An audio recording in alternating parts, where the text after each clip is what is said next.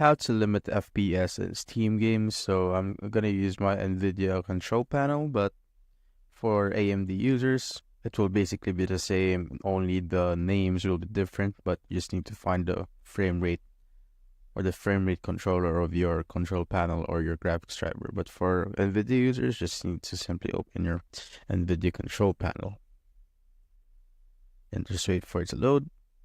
Now once it's opened up, just simply go to Manage 3D Settings and just go to Program Settings. Once you're here, just select a program to customize. So let's say I want Dota 2.